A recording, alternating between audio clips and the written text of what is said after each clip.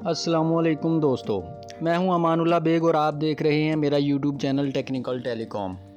प्यारे दोस्तों, आज की वीडियो बहुत ही इम्पोर्टेंट है बिजली की बचत के हवाले से, क्योंकि आज मैं आपकी तवज्जो दिलाना चाहता हूं बिजली की तबाही निकालने वाली ऐसी गलती के ऊपर जो कि अक्सर हम लोग जाने अनजाने में अपने घरों में करते रहते हैं। जी हाँ दोस्तों, मैं बात कर रहा हूँ छत वाले पंखे की, यानी सीलिंग फ़ैन की, जो कि हर घर में कॉमन इस्तेमाल में होता है। तो दोस्तों, ये जो छत वाला पंखा होता है सीलिंग फ़ैन, इसके अंदर एक बहुत ही बेसिक सा छोटा सा कंपोनेंट इस्तेमाल होता है जिसको आपने अक्सर देखा होगा, जिसको हम कैपेसिटर कहते हैं। दोस्तों, किसी भी पंखे में कैपेसिटर लगाने के दो मकसद होते हैं, दो काम वो सरअंजाम देता है। नंबर 1 पावर फैक्टर इंप्रूव करता है और नंबर 2 स्टार्टिंग टार्क यानी इब्तदाई धक्का जो होता है वो पंखे को प्रोवाइड करता है।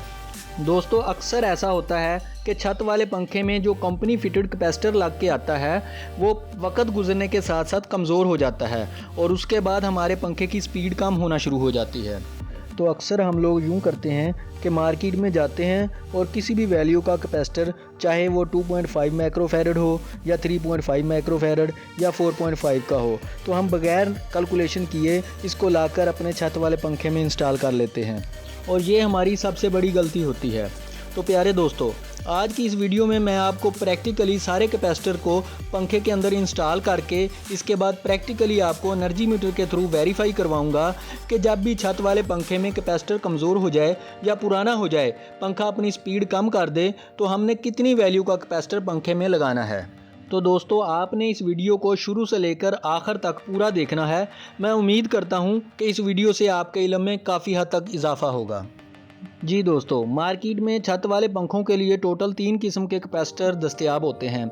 सबसे छोटा कैपेसिटर का साइज़ होता है 2.5 माइक्रोफैरड, इसके बाद 3.5 माइक्रोफैरड और उसके बाद 4.5 माइक्रोफैरड का होता है। क्योंकि ये तीनों साइज़ मोस्ट कॉमनली यूज़ होते हैं, तो इसलिए मैं आपको सीलिंग फ़ैन में बारी बारी इन तीनों वैल्यूज़ के कैपेसिटर को इंस्टॉल करके प्रैक्टिकली आपको बिजली के एनर्जी मीटर के थ्रू ये वेरीफाई करवाऊंगा कि इन तीनों कैपेसिटर को लगाने के बाद पंखे की जो पावर कंजप्शन है इसमें कितना फ़र्क आ रहा है। दोस्तों, ये चीज़ ज़हन में रखें कि ये जो डिजिटल एनर्जी मीटर होते हैं, इसकी जो 5 नंबर की रीडिंग होती है, इससे ये शो होता है कि घर में आपके कितने वाट की पावर कंजप्शन हो रही है। तो सबसे पहले बारी है जनाब इस 2.5 माइक्रोफैरड के कैपेसिटर की। अक्सर कंपनियों के सीलिंग फ़ैन में यही साइज़ का कैपेसिटर लगा होता है।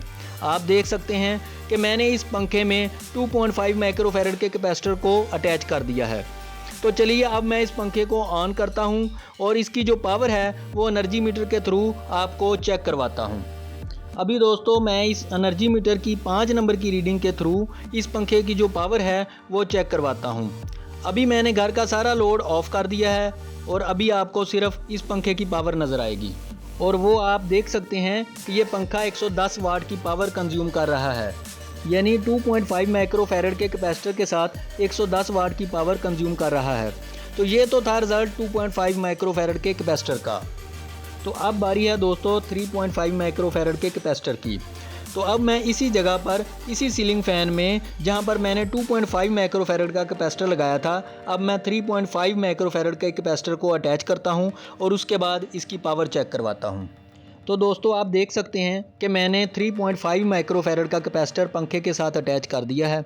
तो चलिए अब मैं इस पंखे को ऑन कर देता हूं। जी दोस्तों, इससे पहले आपने देखा कि 2.5 माइक्रोफैरड के कैपेसिटर के साथ हमारा जो सीलिंग फ़ैन था वो पूरी 110 वाट पावर कंज्यूम कर रहा था और अब मैंने 3.5 माइक्रोफैरड का कैपेसिटर लगाया है।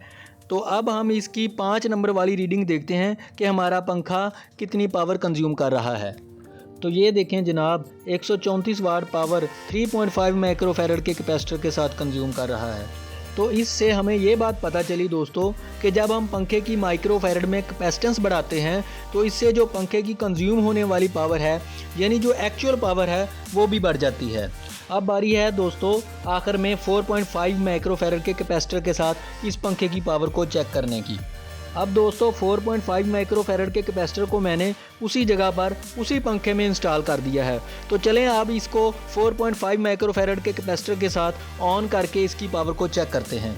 तो अब दोस्तों आप इस एनर्जी मीटर के ऊपर देख पाएंगे 4.5 माइक्रोफैरड के साथ पंखे की पावर। यहाँ पर आप देख सकते हैं 178 वाट 4.5 कैपेसिटर के साथ कंज्यूम कर रहा है। इसका मतलब ये हुआ कि 4.5 माइक्रोफैरड के कैपेसिटर के साथ हमारा जो पंखा है वो 178 वाट पावर कंज्यूम कर रहा है। तो पता ये चला दोस्तों कि जितना हम अपने छत वाले पंखे के कैपेसिटर की वैल्यू बढ़ाते जाएंगे, यानी साइज़ में इजाफा करते जाएंगे, तो उतना ही हमारी जो पावर है, वाटेज है, वो बढ़ती जाएगी। जैसा कि आपने देखा कि 2.5 माइक्रोफैरड के कैपेसिटर के साथ इस पंखे ने 110 वाट बिजली इस्तेमाल की। 3.5 माइक्रोफैरड के कैपेसिटर जब हमने इस्तेमाल किया तो उस पंखे ने 134 वाट बिजली इस्तेमाल की, और जब हमने सेम पंखे के अंदर 4.5 माइक्रोफैरड कैपेसिटर लगाया तो इसकी पावर 178 वाट पर चली गई। और इन तीनों केसेस के अंदर इस पंखे की जो स्पीड है उसमें कोई बहुत ज़्यादा फ़र्क नहीं पड़ा, क्योंकि अक्सर लोग यही समझते हैं कि शायद बड़ी वैल्यू का कैपेसिटर लगाने से इनका पंखा बहुत तेज़ घूमने लग जाएगा, लेकिन इससे इतना ज़्यादा फ़र्क नहीं पड़ता। फ़र्क पड़ता है तो सिर्फ पावर कंजप्शन के अंदर फ़र्क पड़ता है, और ये चीज़ आपके बिजली के बिल के ऊपर बहुत बुरा असर डालती है। तो इसलिए दोस्तों मेरा आपको मशवरा ये है कि जब भी आप अपने घर में छत वाले पंखे का कैपेसिटर चेंज करें तो आप हमेशा कोशिश करें कि इसके साथ जो कंपनी फिटेड वैल्यू का कैपेसिटर आता है वो ही इंस्टॉल करें, ना कि आप स्पीड बढ़ाने के चक्कर में ज़्यादा वैल्यू का कैपेसिटर इंस्टॉल कर लें और बाद में ये आपके बिजली के बिल में बेतहाशा इजाफा कर दे। जी दोस्तों, मैं उम्मीद करता हूँ कि आपको मेरी ये वीडियो पसंद आई होगी। इस तरह की मज़ीद इन्फॉर्मेटिव वीडियो देखने के लिए मेरा चैनल सब्सक्राइब कर लें और बेल आइकन को लाजमी प्रेस कर दें, ताकि हर आने वाली वीडियो आप तक टाइमली पहुंचती रहे। Thank you. अल्लाह हाफिज़।